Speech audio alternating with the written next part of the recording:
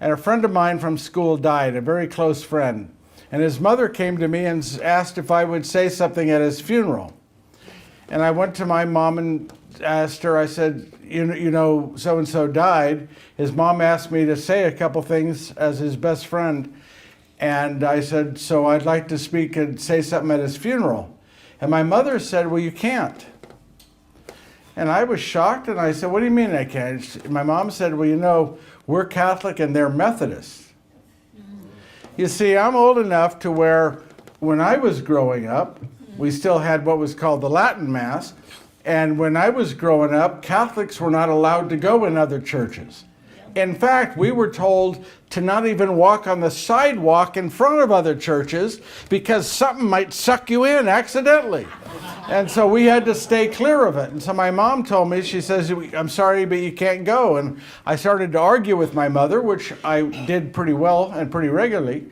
And I said, you raised me to believe there's one God for all people.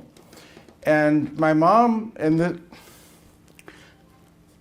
going to show you the beauty of my parents.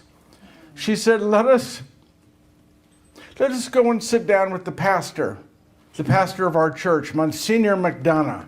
Monsignor McDonough was a very scary priest. I mean, he must have looked in the mirror and scared himself, and I'm not kidding. And so my mom and dad took me to sit down and have this meeting with Monsignor McDonough, and he said, why are you here? In his Irish brogue, and I explained the situation. And he said, well, your parents told you correctly, you cannot go. And I started to argue with him, and my mom kicks me under the table, and so I stopped. And as we were leaving, we're in my parents' 1960 Nomad station wagon, red, and I'm in the back, my mom and dad are in the front, and I'm upset and I'm pouting, I don't understand this. And as we're pulling out, my mom turns around and she says, we're taking you to the funeral.